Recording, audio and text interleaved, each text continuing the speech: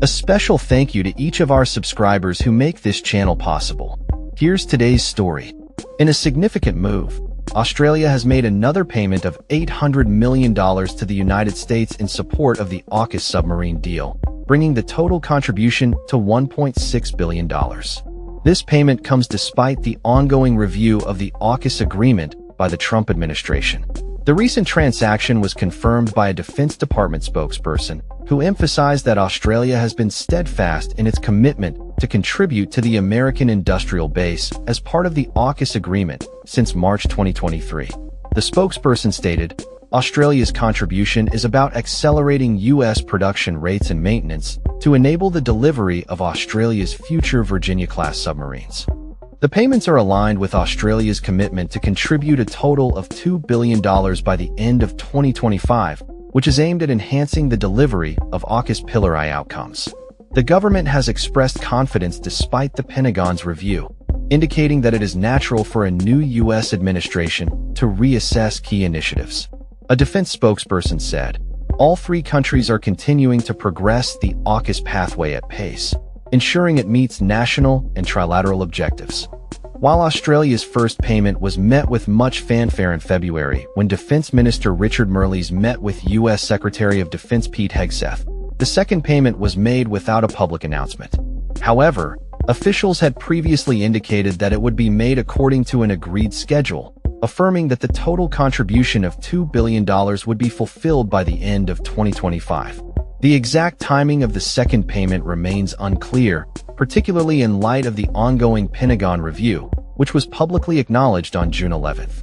Marles has stated that the Australian government was aware of the review weeks prior to its announcement.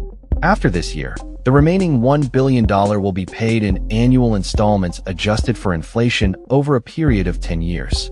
This $3 billion contribution to U.S. submarine production represents a small fraction of the overall projected cost of AUKUS, which is estimated to be between $268 billion and $368 billion over 30 years.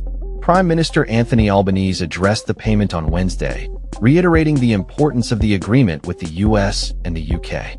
He stated, "It's about increasing their industrial capacity. But as part of that, we have Australians on the ground learning those skills, so that when it comes to the submarines being built here in Australia, we have those skills."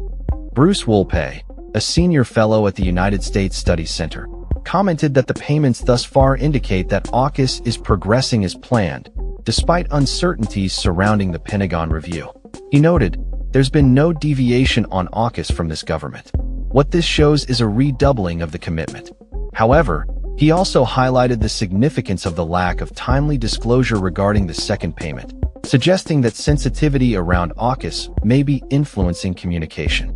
Speculation continues to grow regarding the Pentagon review, with suggestions that it may request additional contributions from Australia beyond the initial $3 billion commitment to the U.S. maritime industrial base.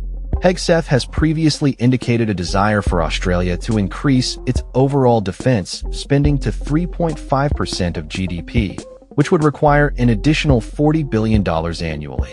The review is also assessing the U.S.'s capacity to build enough submarines to meet AUKUS commitments, as well as what assurances Australia can provide regarding the deployment of these submarines in potential conflicts, particularly concerning China and Taiwan.